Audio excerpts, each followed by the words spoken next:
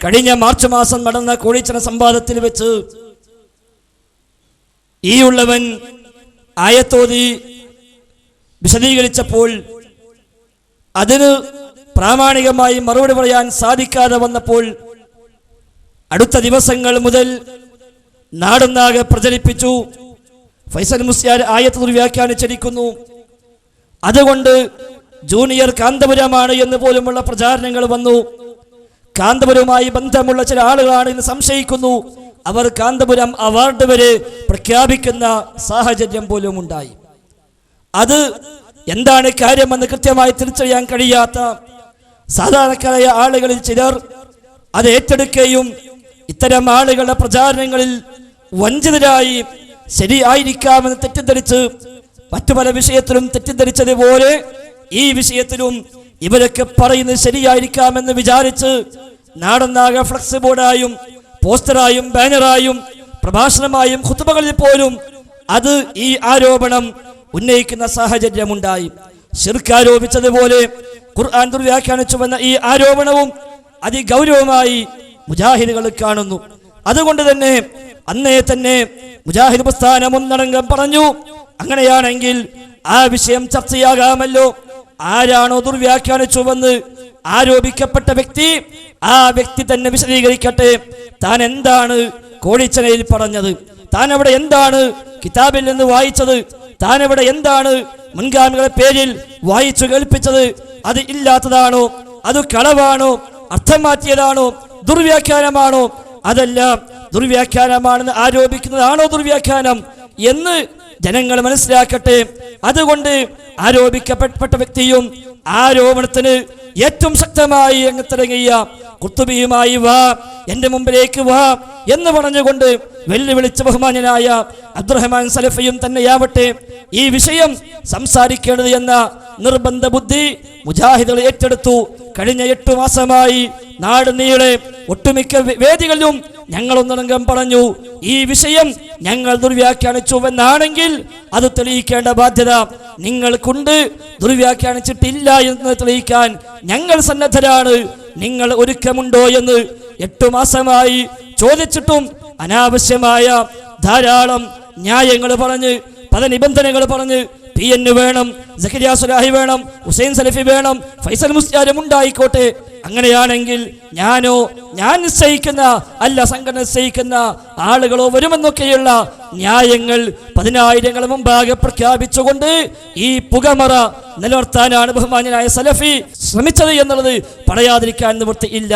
അതുകൊണ്ട് തന്നെ അൽഹംദുലില്ലാഹ് പത്തപ്പിരിയത്ത് വെച്ചും ബഹുമാന്യനായ സലഫിയുടെ വീട്ടിൽ നിന്ന് നോക്കിയാൽ കാണാവുന്ന അത്ര എന്ന് പറയാവുന്ന ദൂരത്ത് വെച്ച് ഈ ഉള്ളവൻ സംസാരിക്കുകയും ആ സംസാരത്തിലേക്ക് ഇവിടെയുള്ള ചില ആളുകൾ എഴുത്തുമായി വരികയും ആ എഴുത്തിന് താങ്കളുടെ വെല്ലുവിളി ഏറ്റെടുത്തുവെന്നറിയിക്കുകയും അങ്ങനെ അവരുടെ ആ കത്തിനെ മാനിച്ചുകൊണ്ട് ഈ ഉള്ളവൻ സ്റ്റേജിൽ നിന്ന് തന്നെ സന്നദ്ധത പ്രഖ്യാപിക്കുകയും ശേഷം പത്തപ്പരിയത്തെ ISM കമ്മിറ്റി അതിന്റെ മുന്നോട്ടുള്ള രീതികളെ ഏറ്റെടുത്തുകൊണ്ട് അങ്ങോട്ടും ഇങ്ങോട്ടുമുള്ള കത്തിടപാടുകൾ നടക്കുകയും ചെയ്തു. അൽഹംദുലില്ലാഹ് അങ്ങ് 2 വിഭാഗം പ്രവർത്തകന്മാരും തീരുമാനിച്ചത് പ്രകാരം ഇവിടെ ഇതാ ഈ സംവാദത്തിന് വേദി ഒരുങ്ങിയിരിക്കുകയാണ്. അൽഹംദുലില്ലാഹ് ഏതായിരുന്നാലും 8 മാസക്കാലം നാട് നീളെ പറഞ്ഞ ആ ദുർവ്യാഖ്യാനം കൈയോടെ പിടികൂടാൻ ഏറ്റവും നല്ല അവസരമാണ് എന്നാണ് സലഫിയോട് ആദരവോടുകൂടി സൂചിപ്പിക്കാനുള്ളത്. ഈ ഉള്ളവൻ ദുർവ്യാഖ്യാനിച്ചുവെന്ന് ഇവിടെ വെച്ച് ബോധ്യപ്പെടുത്തുന്നുവെങ്കിൽ ഇൻഷാ അല്ലാഹ് അത് അംഗീകരിക്കാനും അത് തിരുത്താനും യാതൊരു മടിയും എനിക്കില്ല എന്ന് കൂടി വളരെ വിനീതമായി താങ്കൾ അറിയിക്കുകയാണ്. അതുകൊണ്ട് ഈ സംവാദം തീരും മുമ്പായി താങ്കൾ തെളിയിക്കണം, ഈ ഉള്ളവൻ കോഴിച്ചനയിൽ ആ ആയത്ത് ഓതിയിട്ട് എന്താണോ വിശദീകരിച്ചത്, എന്താണോ അവിടെ വായിച്ചത്, ഏത് കിതാബാണോ വായിച്ചത്, ഖുർത്തുബിയിൽ എന്താണോ ഉണ്ടെന്ന് പറഞ്ഞത്, ഇബ്നു അബ്ബാസ് തങ്ങൾ എന്താണോ ഉണ്ടെന്ന് പറഞ്ഞത്, അതാണല്ലോ ആരോപണമായി പുറത്തു കേട്ടത്. ഖുർത്തുബിയുടെ പേരിൽ കളവ് പറഞ്ഞുവെന്നും ഇബ്നു അബ്ബാസിന്റെ പേരിൽ കളവ് പറഞ്ഞുവെന്നും ഓതിയത് ഇസ്തിംദാ ആണ്, ചോദിച്ചത് ഇസ്തിആനത്താണ്, അത് ദുർവ്യാഖ്യാനമാണ് എന്നുമൊക്കെയാണല്ലോ ഇവിടെ സലഫിയും കൂടെ സഹായിക്കാൻ എന്ന പേരിൽ വന്ന ഈ പണ്ഡിതന്മാരും അല്ലാത്തവരും നാട് നീളെ പ്രചരിപ്പിച്ചത്. ഇൻഷാ അല്ലാഹ് അതിന് തീരുമാനമാകട്ടെ. ദുർവ്യാഖ്യാനിച്ചോ ഇല്ലേ എന്ന് സമൂഹം മനസ്സിലാക്കട്ടെ. ഈ ഉള്ളവൻ ദുർവ്യാഖ്യാനിച്ചുവെങ്കിൽ പരസ്യമായി ഈ സംഭവത്തിൽ വെച്ച് തന്നെ അത് തിരുത്താനും ഈ വിഷയത്തിൽ തെറ്റുപറ്റി എന്ന് പ്രഖ്യാപിക്കാനും യാതൊരു മടിയും എനിക്കില്ല എന്ന് ആവർത്തിച്ച് വ്യക്തമാക്കുന്നു. അതല്ല, ആ ദുർവ്യാഖ്യാന ആരോപണം തെളിഞ്ഞില്ല എങ്കിൽ അത് ആരോപണം മാത്രമായിരുന്നു, ശിർക്ക് ആരോപിച്ച പോലെ തന്നെ എന്ന് തുടർന്ന് പ്രഖ്യാപിക്കാൻ കൂടി സന്നദ്ധമായാൽ നന്നു എന്ന് കൂട്ടത്തിൽ ഓർമ്മപ്പെടുത്തുകയാണ്. യഥാർത്ഥത്തിൽ എന്താണ് സഹോദരന്മാരെ ഈ ആയത്ത്? വിശുദ്ധ ഖുർആൻ സൂറത്തുൽ അൻആമിലെ 128-ാമത്തെ ആയത്താണല്ലോ ദുർവ്യാഖ്യാനിച്ചുവെന്ന പേരിൽ പ്രചരിപ്പിക്കപ്പെട്ടത്. അതെ, കോഴിച്ചന സംവാദത്തിൽ ഞാൻ ഓതിയ തെളിവായി ഉദ്ധരിച്ച ആ ഒരു വചനം സൂറത്തുൽ അൻആമിലെ 128-ലാണ്. അല്ലാഹു സുബ്ഹാനഹു വ തആല നാളെ പരത്രികമായ ലോകത്ത് എല്ലാ മനുഷ്യരെയും എല്ലാ ജിന്നുകളെയും ഒരുമിച്ച് കൂട്ടപ്പെടുന്ന ആ സമയത്ത് അവരോട് പറയുന്ന സംസാരങ്ങളാണ് ഈ ആയത്തിൽ ഉള്ളത്. അതെ, വയൗമ യഹ്ശുറുഹും ജമീഅ യാ മഅശറൽ ജിന്നി ഖദ് ഇസ്തക്സർതും മിനൽ ഇൻസ് വഖാല ഔലിയാഉഹും മിനൽ ഇൻസ് റബ്ബനാ ഇസ്തംതഅ ബഅദുനാ ബിബഅദിൻ വബലഗ്നാ അജലനാ അല്ലദീ അജ്ജൽത ലനാ ഖാല അൻ-നാറു മസ്വാകും ഖാലിദീന ഫീഹാ ഇല്ലാ മാ ശാ അല്ലാഹ് ഇന്ന റബ്ബക ഹകീമുൻ അലീം. ഇതാണല്ലോ സൂറത്തുൽ അൻആമിലെ 128-ാമത്തെ ആയത്ത്. അതെ, വയൗമ യഹ്ശുറുഹും ജമീഅ, എല്ലാവരെയും ഒരുമിച്ച് കൂട്ടുന്ന ആ ദിവസത്തിൽ അന്ന് മുഴുവൻ ഇൻസും ഉണ്ടാകും, മുഴുവൻ ജിന്നുകളും ഉണ്ടാകും, എല്ലാ പിശാചുകളും ഉണ്ടാകും. എല്ലാവരും ഒരുമിച്ച് കൂട്ടപ്പെടുന്ന ആ മഹ്ശറ വൻസഭയിൽ അല്ലാഹു സുബ്ഹാനഹു വ തആല ചോദിക്കുകയാണ്, യാ മഅശറൽ ജിന്നി ഖദ് ഇസ്തക്സർതും മിനൽ ഇൻസി, അല്ലയോ ജിന്ന് സമൂഹമേ, നിങ്ങൾ ധാരാളം മനുഷ്യരെ വഴിപിഴപ്പിച്ചുവല്ലോ എന്ന് ചോദിക്കുമ്പോൾ അവിടെ ആ മനുഷ്യർ പറയുന്ന മറുപടി അതേപോലെ ജിന്നും പറയുന്ന മറുപടി, അതാണ് ആ ആയത്തുകളിൽ പരാമർശിക്കപ്പെട്ടത്. അവിടെ വെച്ച് ആ ജിന്നുകളും ഇൻസുകളും പറയുന്ന മറുപടി എന്താ? റബ്ബനാ ഇസ്തംതഅ ബഅദുനാ ബിബഅദിൻ, റബ്ബേ ഇസ്തംതഅ ബഅദുനാ ബിബഅദിൻ, ഞങ്ങൾ പരസ്പരം അങ്ങോട്ടും ഇങ്ങോട്ടും ഉപകാരമെടുത്തു റബ്ബേ, വബലഗ്നാ അജലനാ അല്ലദീ അജ്ജൽത ലനാ, നീ ഞങ്ങൾക്ക് നിശ്ചയിച്ച അവധി വന്നെത്തി, ആ അവധിയിലേക്ക് ഞങ്ങൾ എത്തി എന്ന് പറയുമ്പോൾ അല്ലാഹു തആലയുടെ പ്രതികരണം ഖാലന്നാറു മസ്വാകും, നിങ്ങളുടെ സങ്കേതം നരകമാണ്, നിങ്ങളുടെ വാസസ്ഥലം നരകമാണ്, ഖാലിദീന ഫീഹാ, നിങ്ങൾ അതിൽ ശാശ്വതരാണ്, എന്നേക്കുമായി നരകത്തിൽ കഴിയേണ്ടവരാണ്, ഇല്ലാ മാ ശാ അല്ലാഹ്, അല്ലാഹു ഉദ്ദേശിച്ചത് ഒഴികെ, അല്ലെങ്കിൽ അല്ലാഹു ഉദ്ദേശിച്ചവർ ഒഴികെ. ഇതാണല്ലോ ആയത്തിന്റെ പ്രധാനമായ ഭാഗം. ഈ ആയത്ത് ഉദ്ധരിച്ചുകൊണ്ട് ലോകത്തറിയപ്പെട്ട പല പണ്ഡിതന്മാരും ഈ ഇസ്തിംതാഇന്റെ പല വകഭേദങ്ങളെ തങ്ങളുടെ ഗ്രന്ഥങ്ങളിൽ തഫ്സീറുകളിൽ എല്ലാം രേഖപ്പെടുത്തിയത് നമുക്ക് കാണാൻ കഴിയും. ഇസ്തിംതാഴ് ഏതെല്ലാം തരത്തിലുണ്ട് എന്ന് വ്യത്യസ്തമായ ശൈലിയിലെ ഇസ്തിംതാഴുകൾ അവർ വിശദീകരിച്ചു. ആ ഇസ്തിംതാഇന്റെ കൂട്ടത്തിൽ ഇസ്തിആനത്ത് എണ്ണി പറഞ്ഞു ലോകത്ത് അംഗീകരിക്കപ്പെട്ട മുഫസ്സിറുകൾ. ആ ഇസ്തിംതാഴ് മുഴുവൻ ശിർക്കാണ് എന്ന് പറയാനാകുമോ എന്ന് ചോദിച്ചുകൊണ്ടായിരുന്നു കോഴിച്ചനയിൽ ഈ ഉള്ളവൻ സംസാരിച്ചത്. എല്ലാ ഇസ്തിംതാവും ശിർക്കാണെന്ന് നിങ്ങൾക്ക് തെളിയിക്കാൻ കഴിയുമോ, വാദിക്കാനാകുമോ എന്ന് ഞാനവിടെ ചോദിച്ചു. മാത്രവുമല്ല, എല്ലാ ഇസ്തിംതാവും ശിർക്കല്ലെന്നും ശിർക്കിലേക്ക് എത്തിക്കുന്ന ഇസ്തിംതാഴുകൾ, അതേപോലെ ശിർക്കിന്റെ കാരണമായി മാറുന്ന ഇസ്തിംതാഴുകൾ വസിയത്തു ശിർക്ക് എന്നോ അസ്ബാബു ശിർക്ക് എന്നോ ദരീഅത്തു ശിർക്ക് എന്നോ എന്ത് പേരിൽ പറഞ്ഞാലും ശരി, പദമല്ലല്ലോ പ്രധാനം. ശിർക്കിലേക്ക് എത്തിച്ചേരാൻ ഇടയാകുന്ന, ശിർക്കിലേക്ക് വഴിവെക്കുന്ന ഇസ്തിംതാഴുകൾ, ആ രണ്ടു തരം ഇസ്തിംതാഴുകൾ ഇതിൽ ഉൾപ്പെടുന്നുവെന്നും ആ ഇസ്തിംതാഇൽപ്പെട്ട ഒരു ഇനം തന്നെയാണ് ഇസ്തിആനത്ത് എന്നും, അതുകൊണ്ട് ഈ ആയത്ത് തെളിവാക്കിക്കൊണ്ട് ഇസ്തിംതാഅ് രണ്ടു തരമുള്ളതുപോലെ ഇസ്തിആനത്തിലും രണ്ടു തരം ഇസ്തിആനത്തിനെ ലോക പണ്ഡിതന്മാർ മുഴുവനും അവരൊക്കെ അംഗീകരിക്കുകയും അതേപോലെ അഹ്ലുസുന്നയുടെ ഉലമാക്കൾ പലരും തങ്ങളുടെ ഗ്രന്ഥങ്ങളിൽ രേഖപ്പെടുത്തി വെച്ചതുമായും നാം അവിടെ ഉദ്ധരിച്ചു. കിതാബുകൾ വായിച്ചു, തഫ്സീറുകൾ വായിച്ചു, വ്യാഖ്യാനിച്ച മുൻഗാമികളെ പേരുകൾ പരാമർശിച്ചു. പക്ഷെ എന്നിട്ട് പോലും അവിടെ ആ കിതാബ് ഒന്ന് വാങ്ങാനോ ഉണ്ടോ എന്ന് നോക്കുവാനോ പോലും തയ്യാറാവാതെ പുറത്തിറങ്ങിയിട്ട് ജാള്യത മറക്കാൻ വേണ്ടി ദുർവ്യാഖ്യാനിച്ചിരിക്കുന്നു. ജൂനിയർ കാന്തപുരമാണ് എന്ന ആരോപണവുമായി ഇറങ്ങി തിരിച്ചത് ഏതായാലും ശരിയായില്ല എന്ന് ഇപ്പോൾ എല്ലാവരെയും ഒന്നിച്ചു കിട്ടിയപ്പോൾ പ്രത്യേകം ഓർമ്മപ്പെടുത്തുകയാണ്. അതുകൊണ്ട് അതിവിടെ തെളിയിക്കപ്പെടേണ്ടതുണ്ട്. എന്താണ് ഇസ്തിംതാഅ്? ആ ഇസ്തിംതാഇൽ ഇസ്തിആനത്തുണ്ടോ? യഥാർത്ഥത്തിൽ നമ്മുടെ നാസ വസല്ലമയുടെ വാദപ്രകാരം ഇസ്തിംതാഴ് തന്നെ ഉണ്ടാകാൻ പാടില്ല. കാരണം എന്താ? എന്ത് ബന്ധമാ, എന്ത് കാര്യകാരണ ബന്ധമാ ജിന്നും ഇൻസും തമ്മിൽ എന്നാണല്ലോ അദ്ദേഹം നാട്ടുകാരൊക്കെ ചോദിച്ച് നാട്ടുകാരെ വസ്വാസാക്കിയത്. ഇതാവട്ടെ ഞങ്ങൾ അങ്ങോട്ടും ഇങ്ങോട്ടും ഉപകാരമെടുത്തു എന്നാണല്ലോ. അപ്പോൾ അങ്ങോട്ടും ഉപകാരമെടുക്കുന്നു, ഇങ്ങോട്ടും ഉപകാരമെടുക്കുന്നു. കാര്യകാരണ ബന്ധങ്ങൾക്ക് അതീതമായ ഉപകാരോപദ്രവങ്ങൾ റബ്ബിൽ നിന്ന് മാത്രമാണല്ലോ പ്രതീക്ഷിക്കാൻ വകുപ്പുള്ളൂവെന്ന് മുജാഹിദ് പ്രസ്ഥാനം പഠിപ്പിച്ചത്. പിന്നെ എങ്ങനെയാണാവോ മുജാഹിദുകളുടെ വേദിയിൽ കയറി KNM-ന്റെ പേരിൽ സംഘടിപ്പിക്കുന്ന വേദികളിൽ കയറി ഈ ആയത്ത് ഇവരൊക്കെ വിശദീകരിക്കുക എന്നുള്ളത് കൂടി അറിയാൻ നമുക്ക് താല്പര്യമുണ്ട്. ഏതായിരുന്നാലും ഈ ആയത്ത് തെളിവാക്കി ഓതിയ പണ്ഡിതന്മാർ, ധാരാളമായ സലഫി പണ്ഡിതന്മാർ, പല കാലഘട്ടങ്ങളിലായി ജീവിച്ചവർ, ഖുർആൻ വ്യാഖ്യാതാക്കൾ, മുഫസ്സിറുകൾ, അവരൊക്കെയും തങ്ങളുടെ ഗ്രന്ഥങ്ങളിൽ ഈ ആയത്ത് ഏതെല്ലാം തലത്തിൽ വിശദീകരിച്ചു, എന്തെല്ലാം വ്യാഖ്യാനം കൊടുത്തു. ഇൻഷാ അല്ലാഹ് നീണ്ടു നിൽക്കുന്ന 5 മണിക്കൂർ സമയത്ത് ഈ സംവാദത്തിന് അതിവിടെ മാറ്റുരക്കപ്പെടുകയാണ്.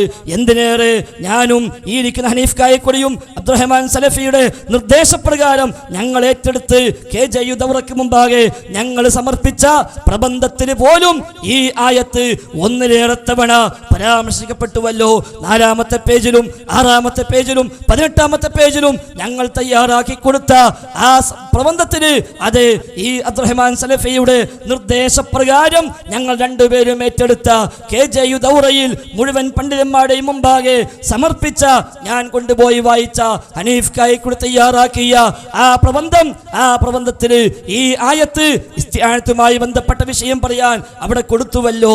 എന്തേ അന്ന് ഈ അബ്ദുറഹ്മാൻ സലഫി പറഞ്ഞില്ല ഹനീഫ ഫൈസൽ ഇത് ദുർവ്യാഖ്യാനമാണ് എന്ന്? അന്ന് അവിടെ പറഞ്ഞില്ലല്ലോ.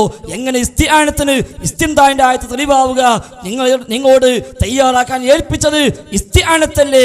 നിങ്ങൾ ഓതിയ ആയത്തോ നിങ്ങൾ എടുത്തു കൊടുത്ത ആയത്തോ ഇസ്തിംതാഇന്റെ ആയത്താണ്, ഇത് ദുർവ്യാഖ്യാനം തന്നെ എന്ന് അന്ന് ആ പ്രബന്ധം വായിച്ചു കേൾപ്പിക്കുമ്പോൾ അവിടെ സന്നിഹിതനായ അത് തയ്യാറാക്കാൻ ഏൽപ്പിച്ച ഈ അബ്ദുറഹ്മാൻ സലഫിയോ, അതേപോലെ അന്ന് അവിടെ കൂടെ ഉണ്ടായിരുന്ന ഇവിടെ ഇരിക്കുന്ന ഹംസ ബാക്കവിയോ, അതേപോലെ KJU സെക്രട്ടറിയായ M മുഹമ്മദ് മദനിയോ അടക്കമുള്ള അന്ന് ആ വേദിയിൽ ഹാജരായ ധാരാളം പണ്ഡിതന്മാർ ഒരാൾ പോലും പറഞ്ഞില്ല ഇത് ദുർവ്യാഖ്യാനമാണ് എന്ന്.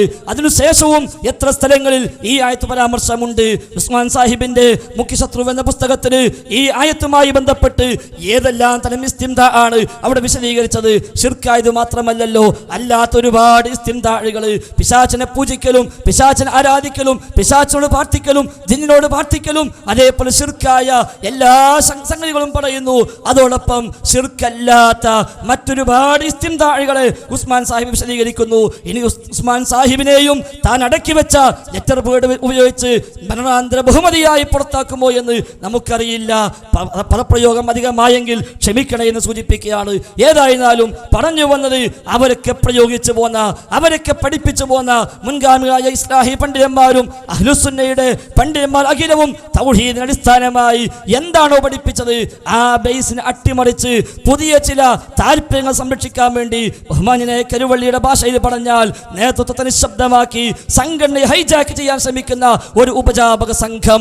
ഈ ഉപജാപക സംഘത്തിന്റെ ചില സ്വാർത്ഥതകൾ അത് സംരക്ഷിക്കാൻ വേണ്ടി ഇവർ തൗഹീദിനെ അട്ടിമറിക്കുകയും അള്ളാഹുവിന് മാത്രമുള്ള അഭൗതികമായ കഴിവുകളെ പോലും അള്ളാഹുവിന്റെ പടപ്പുകളായ നിസ്സാരന്മാരായ ജിന്നിനും പിശാചിനും പോലും വകവെച്ചു കൊടുക്കുകയും ആ ജിന്നും ശൈത്താനും ദുആ കേൾക്കുമെന്ന ഖുറാഫികൾ പോലും പറയാത്ത വാദം ഈ സമുദായത്തിൽ ഇറക്കിക്കൊണ്ടുവരികയും ചെയ്തിട്ട് എന്നിട്ട് ആ തൗഹീദ് അട്ടിമറിച്ച് അത് പിടിക്കപ്പെടുമെന്നായപ്പോൾ, അത് ചോദ്യം ചെയ്യപ്പെടുമെന്നായപ്പോൾ, അത് കോഴിച്ചൽ സംഭവത്തിൽ പച്ചയായി പിടികൂടപ്പെട്ടപ്പോൾ അതിന്റെ ജാള്യത മറക്കാൻ വേണ്ടി ആയത്ത് ദുർവ്യാഖ്യാനിച്ചു എന്ന് പറഞ്ഞ് പ്രചരിപ്പിച്ചുവെന്നല്ലാതെ ഒരു ക്ലിപ്പെങ്കിലും ഈ ഉള്ളവൻ്റെത് ഇന്ന് വരെ പ്രദർശിപ്പിക്കാൻ ഇതാണ് ദുർവ്യാഖ്യാനം എന്ന് പറഞ്ഞ് ആ ക്ലിപ്പ് ഒന്ന് പ്രദർശിപ്പിക്കാൻ ഞാൻ അവിടെ വായിച്ച ഭാഗം ഒന്ന് കേൾപ്പിച്ചിട്ട് ഇത് ഇല്ല, ഇത് ഇബ്നു അബ്ബാസ് പറഞ്ഞിട്ടില്ല, ഇത് കളവാണെന്ന് പറയാൻ സന്നദ്ധമായില്ലല്ലോ. മറിച്ച് എന്റെ മുന്നിലേക്ക് വാ, ഖുർത്തുബിയുമായി വാ എന്ന് പറഞ്ഞിട്ടാണല്ലോ വെല്ലുവിളി ഉണ്ടായത്. അതെ, ഈ ഫൈസൽ മുസ്ലിയാർ ഖുർത്തുബിയുമായി വന്നിട്ടുണ്ട്, ഖുർത്തുബി കൊണ്ടുവന്നിട്ടുണ്ട്. ഇബ്നു അബ്ബാസ് പറഞ്ഞ വാചകം എന്താണ് എന്ന് ഇൻഷാ അല്ലാഹ് താങ്കളെ മുമ്പിൽ വെച്ച് ഇനിയും വായിക്കാൻ റബ്ബിന് തൗഫീഖ് ഉണ്ടെങ്കിൽ ഈ ഉള്ളവൻ തയ്യാറാണ്. അതുകൊണ്ട് ഈ വിഷയത്തിൽ ഇൻഷാ അല്ലാഹ് ഒരു തീരുമാനമാകട്ടെ. ആരാണ് ദുർവ്യാഖ്യാനിച്ചത്, ആരാണ് ആരോപിച്ചത്, എന്താണ് വസ്തുത, എന്താണ് യാഥാർത്ഥ്യം? ലോകം മുഴുവനുമുള്ള മലയാളികളായ മുജാഹിദുകൾ വളരെ താല്പര്യത്തോടു കൂടി ഉറ്റുനോക്കിക്കൊണ്ടിരിക്കുന്നു നമ്മുടെ ഈ സംസാരങ്ങളെ. ഈ വിഷയത്തിന് ഒരു അറുതിയാകണം, ഒരു തീരുമാനമാകണം. ദുർവ്യാഖ്യാനിച്ചുവെന്നാണെങ്കിൽ അത് പിടികൂടി തിരുത്തിക്കാനുള്ള അവസരമാണല്ലോ. ഇല്ലെങ്കിൽ അത് കളവാണെന്നും അത് ആരോപണമാണെന്നും ബോധ്യപ്പെടുത്താനുള്ള അവസരം കൂടിയാണല്ലോ. എങ്കിൽ രണ്ടാലൊന്ന് സംഭവിക്കട്ടെ. ഈ സമുദായത്തിനെതിരെ, മുജാഹിദ് പ്രസ്ഥാനത്തിലെ പ്രവർത്തകന്മാർക്കെതിരെ ജിന്നിന്റെയും ശൈത്താന്റെയും മറപിടിച്ചുകൊണ്ട് ശിർക്കാരോപണം നടത്തി. നാണി ഹാജി പറഞ്ഞുവല്ലോ, വേദനയുണ്ട്, പ്രയാസമുണ്ട്, രണ്ട് ചേരിയായതിലെന്ന്. അതേ ചേരി ആക്കിയവരോടാണ് അത് സൂചിപ്പിക്കേണ്ടത്. വേദന മുജാഹിദുകൾക്കുണ്ട്. ഇതുവരെ ഒന്നിച്ചു പോന്നു, ഇനിയും ഒന്നിച്ചു പോകണമെന്നാണ് ഞങ്ങളൊക്കെയും ആഗ്രഹിക്കുന്നത്. പക്ഷേ ഐക്യം വേണമെന്ന് പറഞ്ഞാൽ പിന്നെ അവർക്ക് സ്ഥാനമില്ലല്ലോ, പിന്നെ അവർക്ക് വേദിയില്ലല്ലോ, പിന്നെ അവർ പുറത്താണല്ലോ. മറ്റാരെങ്കിലും പറഞ്ഞാലോ അതിന് കമ്മീഷൻ വെക്കാം, അതിന് 5 അംഗ സമിതി വെക്കാം. പക്ഷേ റഹ്മാനായ റബ്ബ് എല്ലാ കുതന്ത്രങ്ങളും മനസ്സിലാക്കുന്നുണ്ട് എന്ന് കൂടി ഓർമ്മപ്പെടുത്തുകയാണ്. എന്തൊക്കെ പറഞ്ഞാലും എന്തൊക്കെ പ്രചരിപ്പിച്ചാലും ജിന്നിനോട് തേടുന്നവരായി, ജിന്നിനോട് സഹായമർത്ഥിക്കുന്നവരായി, വിജനപ്രദേശത്ത് പോകുമ്പോൾ ജിന്നിനെ വിളിക്കാമെന്ന് പറയുന്നവരായി, പറയാമെന്ന് പറയുന്നവരായി എല്ലാം ആരോപിച്ചു. സാധുക്കളായ സാധാരണക്കാരായ കുറച്ചാളുകളെ വിശ്വസിപ്പിക്കാൻ കഴിഞ്ഞു എന്നത് ശരി തന്നെയാണ്. പക്ഷേ ഞാൻ ഉറക്കെ പ്രഖ്യാപിക്കട്ടെ, ജിന്നിനോട് തേടാമെന്നോ തേടണമെന്നോ ഉള്ള ഒരു വാദം ഈ ഫൈസൽ മുസ്ലിയാർ പറഞ്ഞിട്ടുണ്ടെങ്കിൽ ഫൈസൽ മുസ്ലിയാരെ മുജാഹിദായി കാണേണ്ടതില്ല. ഒരു സംശയം ആ വിഷയത്തിലില്ല. അത് കെ സക്കരിയ സ്വലാഹിക്കോ, അബ്ദുൽ ജബ്ബാർ മൗലവിക്കോ, ഹുസൈൻ സലഫിക്കോ, ഫൈസൽ മുസ്ലിയാർക്കോ, PN അബ്ദുൽ ലത്തീഫ് മദനിക്കോ അടക്കമുള്ള ഒരു മുജാഹിദുകാരനും ആ വിഷയത്തിൽ അഭിപ്രായ വ്യത്യാസമില്ല. റബ്ബിനോട് തേടാവൂ എന്ന് ഈ കാലമത്രയും സമുദായത്തെ പഠിപ്പിക്കാൻ വിയർപ്പൊഴിവാക്കിയവരാണ് മുജാഹിദുകളായ ഓരോ പ്രവർത്തകരും എന്നുള്ളത് മറക്കാൻ പാടില്ല. ഇയ്യാക നഅ്ബുദു വ ഇയ്യാക നസ്തഈൻ എന്ന ആയത്തോതിക്കൊണ്ട് റബ്ബിനോട് തേടാവൂ എന്ന്, അവനോട് പ്രാർത്ഥിക്കാവൂ എന്ന് ഈ സമുദായത്തെ ഉത്ബോധിപ്പിക്കുന്ന ഞങ്ങളൊക്കെ പിന്നെ ഒരു സുപ്രഭാതത്തിൽ ഒരു ആയത്ത് ദുർവ്യാഖ്യാനിച്ചിട്ട് ജിന്നിനോട് തേടാൻ പോകുമെന്നോ, ദുർബലമായ ഹദീസിനെ മറപിടിച്ച് ജിന്നിനോട് തേടാൻ പോകുമെന്നോ, വിജനപ്രദേശത്തെത്തിയാൽ ജിന്നിനെ വിളിക്കുമെന്നോ, യാ ഇബാദ പറയുമെന്നോ, എങ്ങനെയാണതൊക്കെ ആരോപിക്കാൻ സലഫി താങ്കൾക്ക് സാധിച്ചത് എന്ന് ആദരവോടുകൂടി ചോദിക്കുകയാണ്. താങ്കൾ ഇങ്ങനെ ആയിരുന്നില്ലല്ലോ, താങ്കൾ ന്യായമായും സത്യമായും ബോധ്യമായ കാര്യങ്ങളെ പറയാറുള്ളുവായിരുന്നുവല്ലോ. പക്ഷെ എന്തു പറ്റി? ചില ഉപജാപക സംഘങ്ങൾ, കരുവള്ളി പറഞ്ഞതുപോലെ ചില ഉപജാപക സംഘങ്ങൾ, കായക്കൊടി മുമ്പ് എന്നോട് പറഞ്ഞതുപോലെ ചില അക്രാനികൾ കൈപ്പിടിയിൽ അദ്ദേഹം പെട്ടപ്പോൾ എന്തോ അല്ലാഹു അഅലം ഈ രൂപത്തിലേക്കായി പോയി. അതുകൊണ്ട് ഈ ആരോപണം വല്ലാത്ത ഗൗരവമുള്ള ആരോപണമായി മാറി എന്നുള്ളത് പറയാതിരിക്കാൻ നിവൃത്തിയില്ല. ശിർക്ക് ആരോപണവും ഖുർആൻ ദുർവ്യാഖ്യാന ആരോപണവും, ഖുർആൻ ദുർവ്യാഖ്യാനിച്ചു എന്നുള്ളത് ഏറെ ഗൗരവമുള്ള ആരോപണം തന്നെയാണ്. കാരണം ഖുർആൻ റബ്ബിന്റെ കലാമാണ്. അത് എങ്ങനെ മനസ്സിലാക്കണമെന്ന്, എങ്ങനെ വ്യാഖ്യാനിക്കണമെന്ന്, എങ്ങനെ വിശദീകരിക്കണമെന്ന് വളരെ കൃത്യമായ നിലപാടും മൻഹജും ആ വിഷയത്തിലുമുണ്ട്. ആ മൻഹജിന്റെ അടിസ്ഥാനത്തിൽ തന്നെ ഈ കാലമത്രയും മുജാഹിദ് പ്രവർത്തകന്മാരും മുജാഹിദ് പണ്ഡിതന്മാരും മുജാഹിദ് പ്രവാചകന്മാരും ഖുർആന്റെ ആയത്തുകളെ വ്യാഖ്യാനിച്ചും മനസ്സിലാക്കിയും പോന്നെങ്കിൽ ആ മുജാഹിദുകൾക്കെതിരെ, ആ മുജാഹിദ് പ്രവാചകന്മാർക്കെതിരെ തന്നെ ഈ ആരോപണം, അതും അടുത്ത കാലം വരെ കൂടെ നടന്ന ആളുകൾ സ്വാർത്ഥ താല്പര്യങ്ങൾക്ക് വേണ്ടി കരുവള്ളി പറഞ്ഞ ഉപജാപക സംഘം ഹൈജാക്ക് ചെയ്യാൻ ശ്രമിക്കുന്ന, നേതൃത്വത്തിൽ ശബ്ദമാക്കുന്ന ആ ഉപജാപക സംഘം ആ സ്വാർത്ഥത സംരക്ഷിക്കാൻ വേണ്ടി ഈ വ്യാജമായ ആരോപണം ഇങ്ങോട്ട് ഉന്നയിച്ചുവെന്ന് മാത്രം. KJവിന്റെ പേജിൽ പുറത്തിറക്കിയ പുസ്തകത്തിൽ പോലും 19ാമത്തെ പേജിൽ പറഞ്ഞതെന്താ?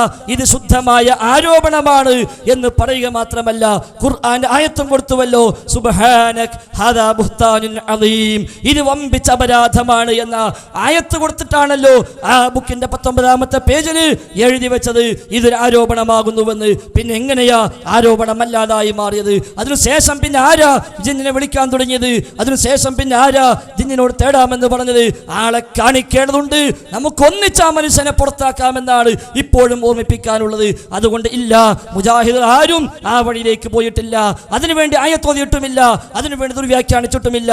എന്നിട്ട് ദുർവ്യാഖ്യാനിച്ചുവെന്ന് വരുത്തി തീർക്കുവാൻ വേണ്ടി ചില കുതന്ത്രങ്ങൾ വിചിന്തനം വാരികയിൽ പോലും എഴുതി വിട്ടു.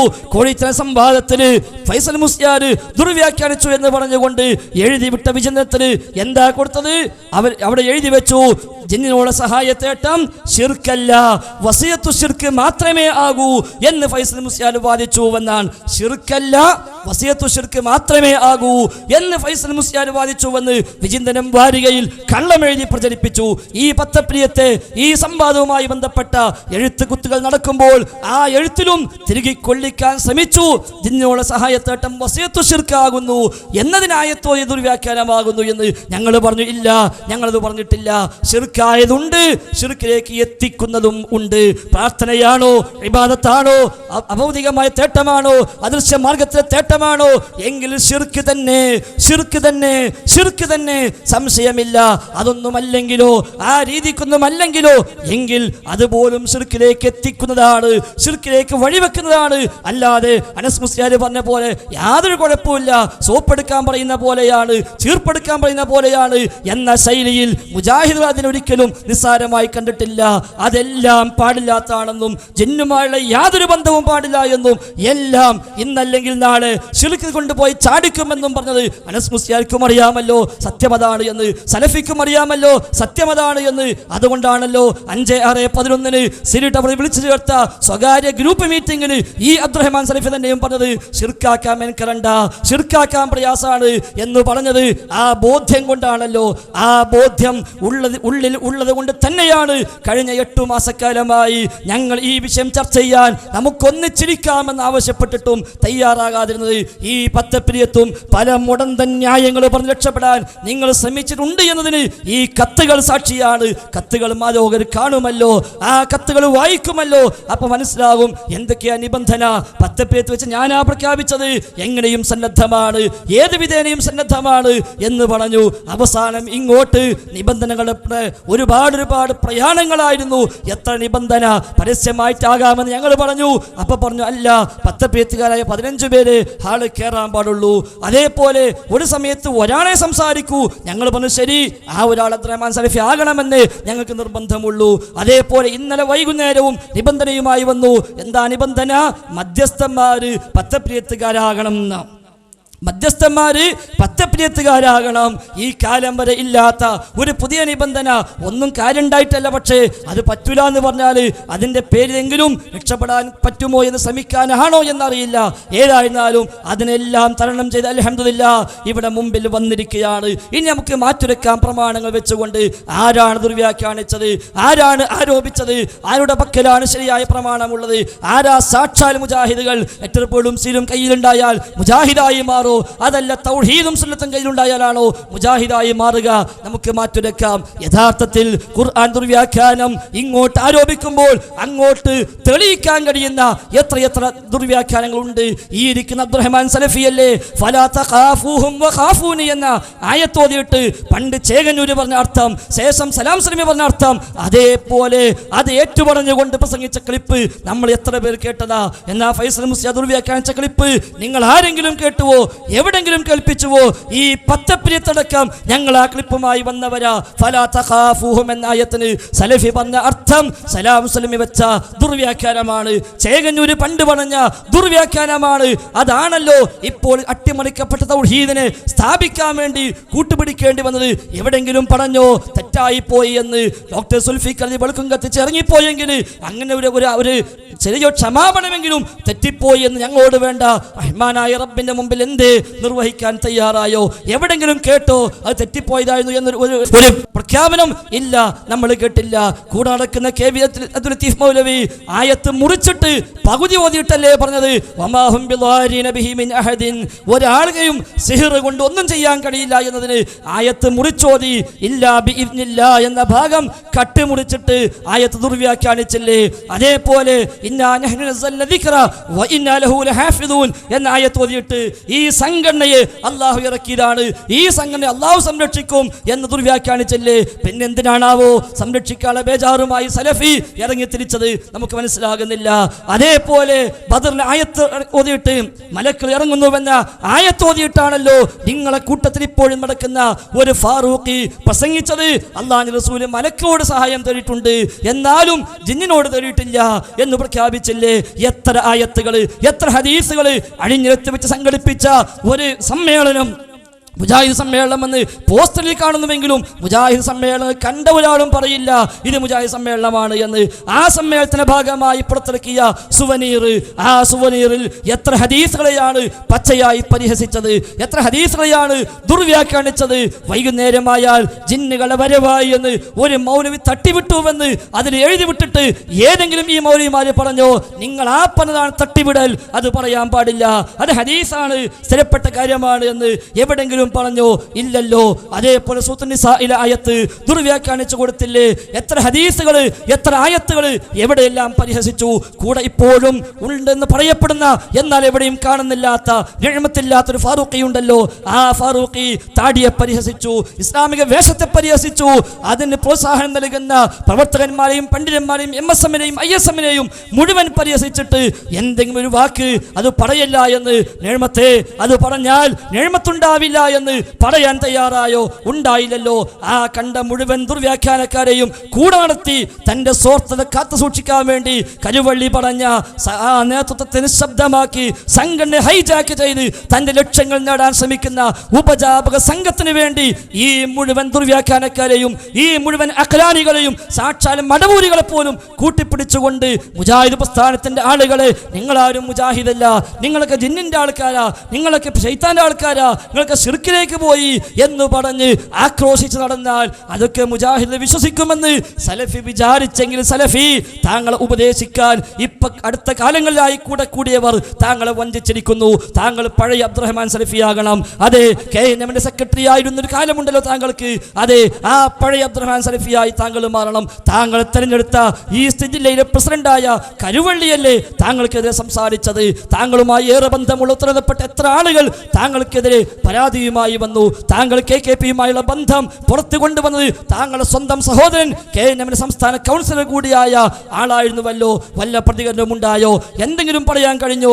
എന്നിട്ട് ഇതൊക്കെ പൊതുജനം അറിയാതിരിക്കാൻ വേണ്ടി ഒരു ദുർവ്യാഖ്യാന ആരോപണമാണത്രേ. ഫൈസൽ മുസ്ലിയാർ ദുർവ്യാഖ്യാനിച്ചുവെന്ന എന്തെല്ലാം പറഞ്ഞു എന്നെ കുറിച്ച്. മമ്പുറം പൂജാരിയുടെ ബീജത്തിൽപ്പെടുന്ന ആളാണല്ലോ ഈ ആള് എന്ന് താങ്കൾ പ്രസംഗിച്ചില്ലേ? എന്നിട്ട് ആ മമ്പുറം പൂജാരിയുടെ ബീജത്തിൽപ്പെടുന്ന ഈ ആളെയാണല്ലോ താങ്കൾ KJU ദൗറയിൽ പ്രബന്ധം തയ്യാറാക്കാൻ വേണ്ടി ഏൽപ്പിച്ചത്. എന്തേ അത് താങ്കൾക്ക് അറിയില്ലായിരുന്നുവോ എന്റെ പിതാവ് മമ്പുറം ജാളത്തിൽ ജോലി ചെയ്തിരുന്ന ആളാണ് എന്ന്? അതോ തൽക്കാലം അന്ന് ആവശ്യം ഉണ്ടായിരുന്നു ഫൈസലും കൂടെ നിൽക്കുമെന്ന്, മറ്റു പലരെയും കൂടെ നിർത്താൻ ഇപ്പൊ സാധിക്കുന്നത് പോലെ ഫൈസലും കൂടെ നിൽക്കുമെന്ന് വിചാരിച്ചിട്ടാണോ അന്നതിനെ ഏൽപ്പിച്ചത്? നമുക്കറിയില്ല. പക്ഷേ അങ്ങനെ കൂടെ നിൽക്കാൻ ഈ ഫൈസൽ മുസ്ലിയാരെ ആദർശം ഉൾക്കൊണ്ട മുജാഹിദുകളെ കിട്ടില്ല എന്ന കാര്യം മറക്കരുത്. തൗഹീദ് മനസ്സിലാക്കിയ മുൻഗാമികളെ പുസ്തകങ്ങൾ വായിച്ച കേസറ്റുകൾ പഠിച്ച മടവൂരിസം എന്താണെന്ന് തിരിച്ചറിഞ്ഞ ചേകഞ്ഞൂരിസം എന്താണെന്ന് മനസ്സിലാക്കിയ സാക്ഷാൽ അഖ്ലാനിയത്ത് എന്താണെന്ന് മനസ്സിലാക്കിയ ഒരു മുജാഹിദിനെയും പ്രലോഭനം കൊണ്ടോ പ്രകോപനം കൊണ്ടോ കൂടെ നിർത്താൻ കഴിയില്ല. മറ്റു പലരെയും ഒരു പക്ഷെ സാധിച്ചേക്കാം. ആവട്ടെ, ആരെവിടെ നിന്നു അതല്ലല്ലോ വിഷയം. മറിച്ച് ഈ ആയത്തിൽ ഫൈസൽ മുസ്ലിയാർ കോളിച്ചെന്ന് പറഞ്ഞത് ദുർവ്യാഖ്യാനമാണോ അല്ലേ? അതാണ് ഇവിടെ തെളിയിക്കപ്പെടാൻ പോകുന്നത്. ഇൻഷാ അല്ലാഹ് ഈ സംവാദം കഴിയുമ്പോഴേക്ക് കേൾക്കുന്ന മുഴുവൻ ആളുകൾക്കും മനസ്സിലാവട്ടെ ഈ ഉപജാപക സംഘത്തിന്റെ പൊയ്മുഖങ്ങള്, സംഘടനയെ ഹൈജാക്ക് ചെയ്യുന്ന, നേതൃത്വത്തെ നിശബ്ദമാക്കാൻ ശ്രമിക്കുന്ന, അവസാനം ശിർക്കിൽ പോയി അകപ്പെട്ട, അതെ ശിർക്ക് ആരോപിച്ച് അവസാനം റസൂൽ പഠിപ്പിച്ചതുപോലെ ആ ആരോപിക്കപ്പെട്ടവനിൽ ശിർക്കും കുഫ്റും ഇല്ലെങ്കിൽ തിരിച്ചു വരുമെന്ന് പഠിപ്പിക്കപ്പെട്ടതുപോലെ, അതെ ഇവർ ശിർക്കിലാണെന്ന് പറഞ്ഞവർ അവസാനം അതാ നിലവിളക്ക് തിരികൊളുത്താൻ പോയി. അതേപോലെ യോഗ സെന്റർ ഉദ്ഘാടനം ചെയ്യാൻ പോയി. എന്തേ ഇത് യാദൃച്ഛികമല്ല, റഹ്മാനായ റബ്ബ് നൽകുന്നതാണ് എന്ന് എന്ന് ഞങ്ങൾ സമാധാനിക്കുന്നു. തിരുവനന്തപുരം സലഫി സെന്റർ മുജാഹിദുകൾക്ക് റഹ്മാനായ റബ്ബ് തിരിച്ചു കൊടുത്തു. ആ സെന്ററിൽ വെച്ചാണല്ലോ ഈ കായക്കൊടി പ്രഖ്യാപിച്ചത്. ജബ്ബാർ മൗലിക്ക് ജിന്നിനോട് തേടാമെന്ന് വാദമില്ല, സക്കരിയ സ്വലാഹിക്ക് തേടാമെന്ന് വാദമില്ല, അഭൗതികമായി തേടാമെന്ന് വാദമില്ല, എവിടെങ്കിലുമുള്ള ജിന്നിനോട് ഭൗതികകാരം ചോദിക്കാമെന്നും വാദമില്ല എന്ന് പ്രഖ്യാപിച്ച ആ സെന്ററിൽ അൽഹംദുലില്ലാഹ് മുജാഹിദുകൾക്ക് തന്നെ തിരിച്ചു കിട്ടിയിരിക്കുന്നു. ഉപജാപക സംഘത്തിന്റെ കൈകളിൽ നിന്ന് റബ്ബ് രക്ഷപ്പെടുത്തിയിരിക്കുന്നു. റബ്ബ് നിലനിർത്തുമാറാവട്ടെ, ആമീൻ. ഏതായിരുന്നാലും സൂചിപ്പിച്ചത് ഈ ആയത്ത് കോഴിച്ചന സംഭവത്തിൽ മാത്രമല്ല ഞാൻ ഉദ്ധരിച്ചത്, അതേ ഞാൻ സൂചിപ്പിച്ചത്. കഴിഞ്ഞ 2012 ജനുവരി മാസത്തിൽ KJ മുമ്പാകെ സമർപ്പിക്കപ്പെട്ട പ്രബന്ധം കായക്കുടി തയ്യാറാക്കിയ ഞാൻ കൂടെ കൂടി കൊടുത്ത ആ പ്രബന്ധത്തിന് പോലും ഈ ആയത്തെടുത്ത് കൊടുത്തു. എന്തിന്? ശിർക്കായ ഇസ്തിആനത്ത് പറയാനും ഹറാമായ ഇസ്തിആനത്ത് പറയാനും. എന്തേ അന്ന് ഈ ബോധോദയം ഉണ്ടായില്ല?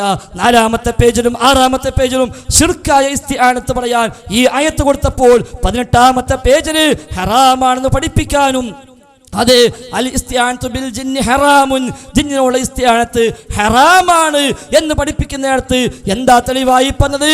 ലിഅന്ന ഇസ്തിംദാ അൽ ജിന്നി ബിൽ ഇൻസി വൽ ഇൻസി ബിൽ ജിന്നി മുഹറമുൻ ഫീ നുസൂസിൽ കിതാബി വസുന്ന. അല്ലാഹുവിന്റെ കിതാബിന്റെ വ്യക്തമായ പ്രതിപാദനത്തിൽ നസ്സിൽ തന്നെ ഇസ്തിംദാ ഹറാമാണെന്ന് പറഞ്ഞിരിക്കുന്നു.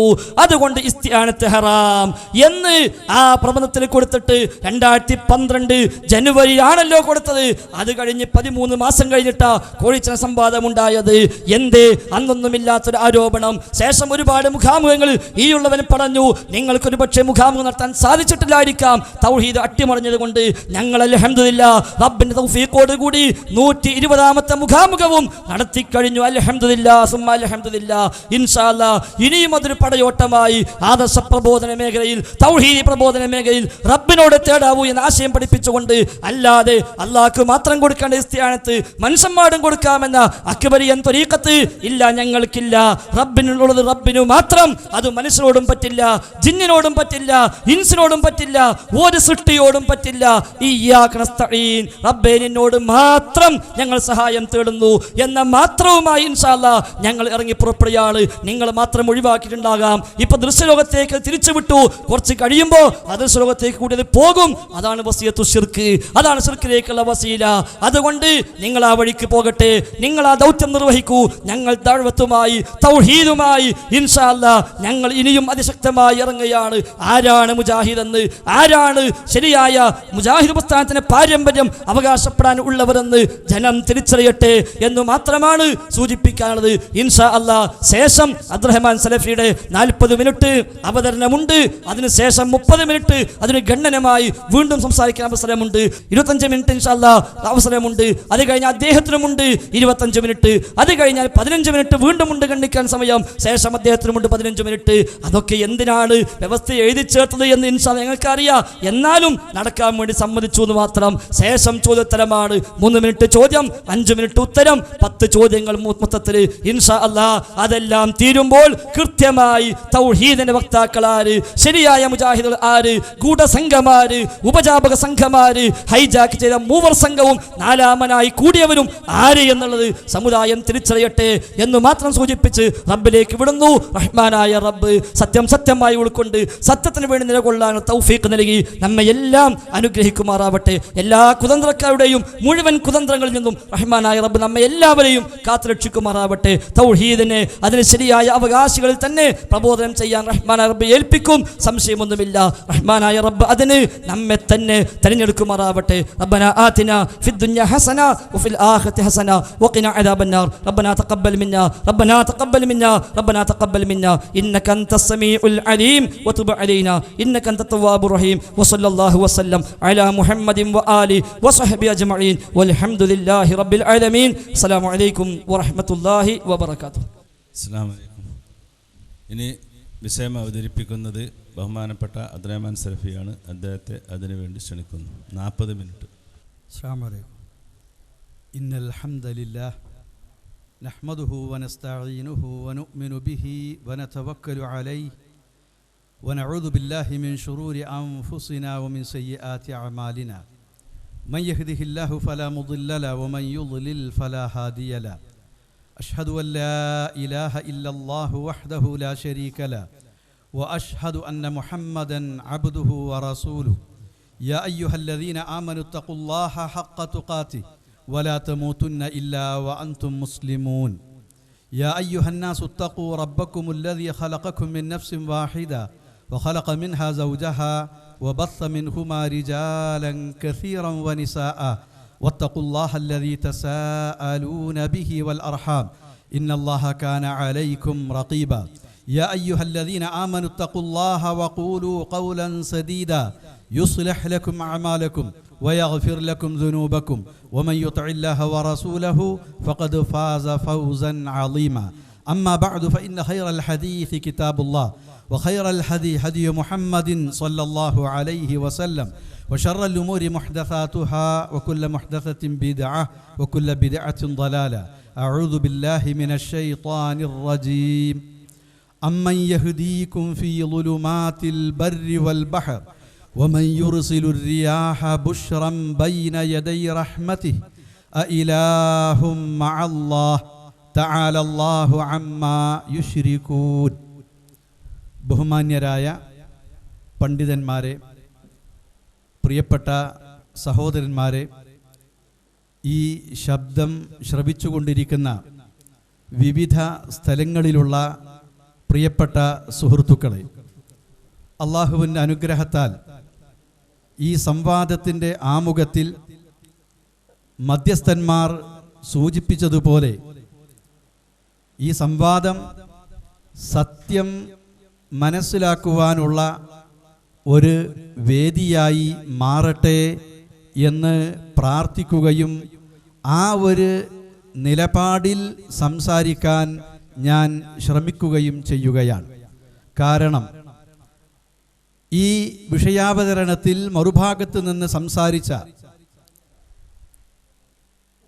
ജനാബ് ഫൈസൽ മുസ്ലിയാർ തൻ്റെ പ്രസംഗത്തിൻ്റെ തുടക്കത്തിൽ സ്വതസിദ്ധമായ ശൈലിയിൽ മാന്യമായ രീതി സ്വീകരിച്ചുവെങ്കിലും ഈ 40 മിനിറ്റ് അദ്ദേഹം പ്രസംഗിച്ചത് കേട്ടവർക്കൊക്കെ അറിയാം.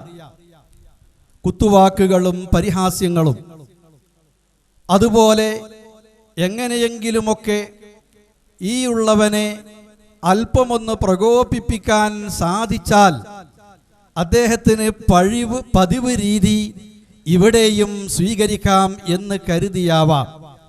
അത് തൽക്കാലം മനസ്സിൽ നിൽക്കട്ടെ. ഈ അബ്ദുറഹ്മാൻ സലഫിയെ സംബന്ധിച്ച് ഫൈസൽ മുസ്ലിയാർ പറഞ്ഞ നല്ല വാക്കുകൾക്ക് ഞാൻ നന്ദി പറയുകയാണ്. കാരണം അബ്ദുറഹ്മാൻ സലഫി ന്യായമായതാണ് പറയാറുണ്ടായിരുന്നത്, ഹക്കാണ് പറയാറുണ്ടായിരുന്നതല്ല ഇപ്പോഴും പറഞ്ഞുകൊണ്ടിരിക്കുന്നത്. അബ്ദുറഹ്മാൻ സലഫി ആ ആദർശമാണ് ഇപ്പോഴും പറയുന്നത്.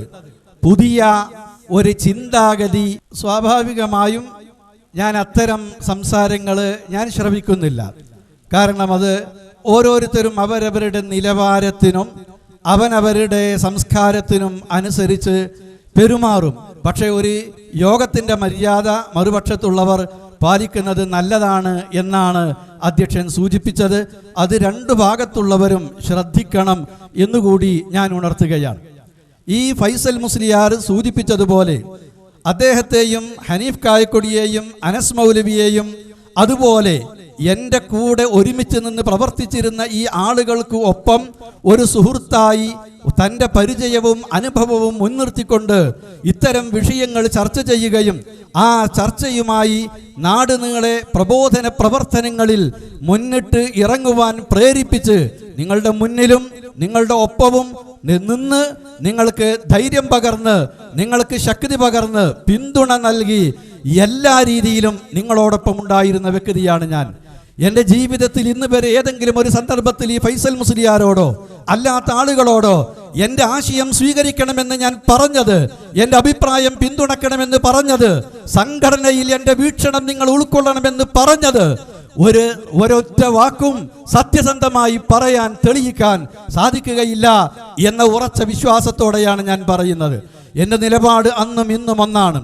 ആദർശമായി പറയുക, ആദർശത്തെ സത്യസന്ധമായി പ്രമാണബദ്ധമായി മനസ്സിലാക്കുക എന്നതാണ്. ഇവിടെ മുജാഹിദ് പ്രസ്ഥാനത്തിന്റെ പ്രത്യേകത ഇത് തൗഹീദി പ്രസ്ഥാനമാണ്. തൗഹീദ് പ്രബോധനം ചെയ്യുന്ന പ്രസ്ഥാനമാണ്. ശിർക്കിനെതിരിൽ സന്ധിയില്ല സമരം പ്രഖ്യാപിച്ചിട്ടുള്ള പ്രസ്ഥാനമാണ്. ശിർക്കിനെയും ശിർക്കിലേക്ക് നയിക്കുന്ന വഴികളെയും ശക്തമായി നേരിട്ടുകൊണ്ടിരിക്കുന്ന പ്രസ്ഥാനമാണ്. ആ നിലക്ക് തന്നെ മുജാഹിദ് പ്രസ്ഥാനം തൗഹീദിൽ വിട്ടുവീഴ്ചയില്ലാതെയാണ് അതേ രൂപത്തിൽ ഇന്നും പ്രവർത്തിച്ചു കൊണ്ടിരിക്കുന്നത്. മുജാഹിദ് പ്രസ്ഥാനം എന്ന് പറയുന്ന എൻ്റെ സ്നേഹിതൻ, ഞാൻ അങ്ങനെ തന്നെ അല്പം കൂടുതൽ ഒരു പ്രതിപക്ഷ മര്യാദയോടുകൂടി പറയട്ടെ, എൻ്റെ സ്നേഹിതൻ ഫൈസൽ മുസ്ലിയാർ മുജാഹിദ് പ്രസ്ഥാനം എന്ന് പറയുമ്പോൾ അദ്ദേഹവും അദ്ദേഹത്തിൻ്റെ കൂടെയുള്ള 4 ആളുകളുമാണ് എന്നാണ് വിചാരിക്കുന്നത്. മുജാഹിദ് പ്രസ്ഥാനം എന്ന് പറഞ്ഞാൽ ഒരു സംഘടനയിൽ നിന്ന് പുറത്തുപോയി, സംഘടനയുടെ തീരുമാനങ്ങളിൽ നിന്ന് പുറത്തുപോയി, സംഘടന പ്രഖ്യാപിച്ചിട്ടുള്ള ഫത്വകളിൽ നിന്നും സംഘടന കൈക്കൊണ്ടിട്ടുള്ള ഏകകണ്ഠമായ തീരുമാനത്തെയും എതിർത്തുകൊണ്ട് പുറത്തുപോയി പരിഹസിച്ച് പ്രസംഗിച്ച് നടക്കുന്നവരല്ല ആ പ്രസ്ഥാനത്തിന്റെ അവകാശിയായി അതിന്റെ വക്താവായി ചമയാൻ അർഹതയുള്ളത്. തോന്നിപ്പോവുകയാണ്. എന്തുകൊണ്ട്? ഞാൻ മുമ്പ് ഒരു തമാശ കേട്ടിട്ടുണ്ട്. മാനസികമായി അല്പം വിഷമമുള്ള ഒരാളെ ആളുകളെല്ലാവരും കൂടി ഒരു കുതിരവട്ടത്ത് കൊണ്ടുപോയി അദ്ദേഹത്തെ ചികിത്സയ്ക്ക് വെച്ചുവത്രേ. എന്നിട്ട് ഏതാനും മാസങ്ങൾ കഴിഞ്ഞ് രോഗം സുഖമായിരിക്കുമെന്ന് കരുതി കാണാൻ ചെന്നപ്പോൾ അദ്ദേഹം ഈ കമ്പിന്റെ ഇരുമ്പഴികൾക്ക് അപ്പുറത്ത് ഇവരെ കണ്ടപ്പോൾ, നിങ്ങളെന്താണ് ഈ ഇരുമ്പഴിക്കുള്ളിൽ ഇപ്പോഴും ഇരിക്കുന്നത്, നിങ്ങൾക്ക് ഇതിൽ നിന്ന് പുറത്തു പോകാനായില്ലേ എന്ന് ചോദിച്ചുവെന്നാണ് ഞാൻ കേട്ട കഥ. ഇതുപോലെയാണ് നേരത്തെ പ്രസ്ഥാനത്തിലുണ്ടായി, പിന്നെ ആ പ്രസ്ഥാനത്തിൽ നിന്ന് പോയി, ഇപ്പോൾ മറ്റുള്ളവരൊക്കെ പ്രസ്ഥാനത്തിൽ നിന്ന് പോയവരാണ്. APM പ്രസ്ഥാനത്തിൽ നിന്ന് പുറത്ത്, TPM പ്രസ്ഥാനത്തിൽ നിന്ന് പുറത്ത്, അങ്ങനെ മുഴുവൻ പണ്ഡിതന്മാരും മുഴുവൻ സംഘടനാ നേതാക്കളും മുജാഹിദ് പ്രസ്ഥാനത്തിലെ ഈ മുഴുവൻ ആളുകളും അവർ പ്രസ്ഥാനത്തിൽ നിന്ന് പുറത്ത്. ഒരു ഫൈസൽ മുസ്ലിയാരും ആ ഫൈസൽ മുസ്ലിയാരുടെ കൂടെ ഇന്ന് ആരൊക്കെയുണ്ട് എന്നറിയില്ല. അവർ മാത്രം പ്രസ്ഥാനത്തിന്റെ ആളുകളും അവർക്ക് മാത്രം തൗഹീദും എന്ന് പറയുന്നത് വിചിത്രവാദമാണ്. എന്താണ് ഇവിടെയുള്ള വസ്തുത? മുജാഹിദ് പ്രസ്ഥാനം നാളിതുവരെ പ്രസംഗിച്ചിരുന്ന തൗഹീദ് ഏത് സാധാരണക്കാരനെ വിളിച്ചു ചോദിച്ചാലും വ്യക്തമായി പറയും.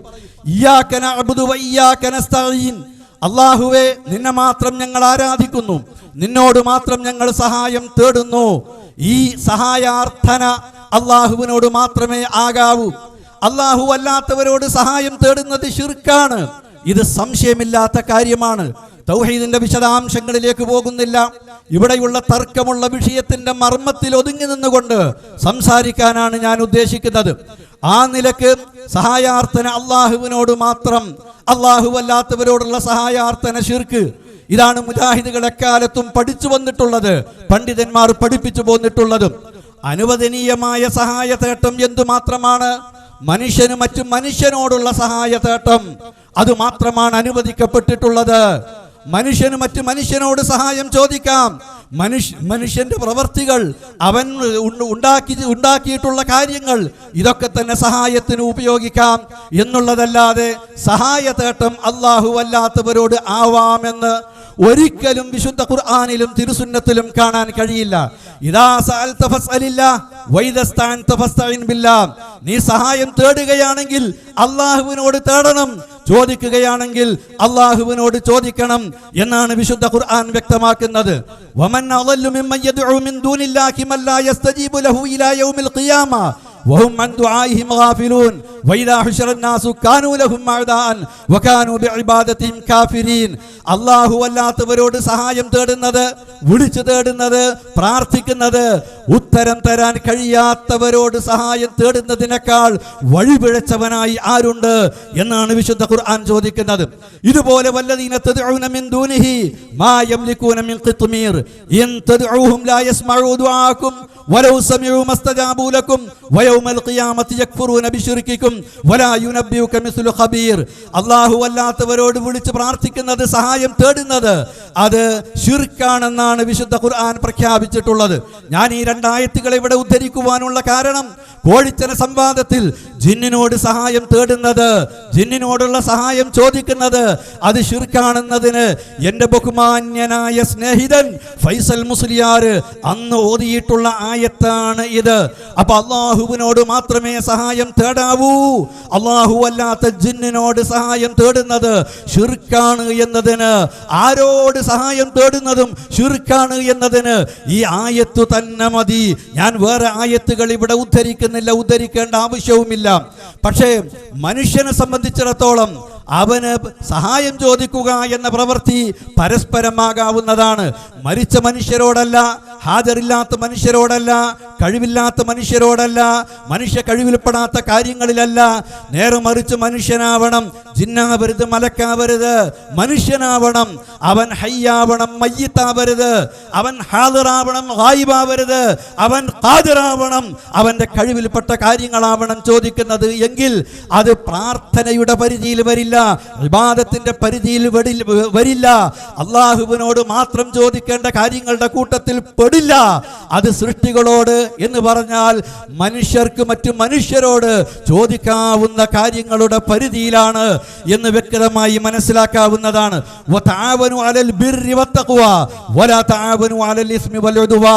നിങ്ങൾ പരസ്പരം നിങ്ങൾ സഹായം ചോദിക്കുക, പരസ്പരം നിങ്ങൾ സഹകരിക്കുക. ചോദിക്കാം, നിങ്ങൾക്ക് നൽകാം, നന്മയുടെ മാർഗത്തിൽ, ബിർറിന്റെയും തഖ്വയുടെയും മാർഗത്തിൽ എന്ന് വിശുദ്ധ ഖുർആൻ എടുത്തു പറഞ്ഞു.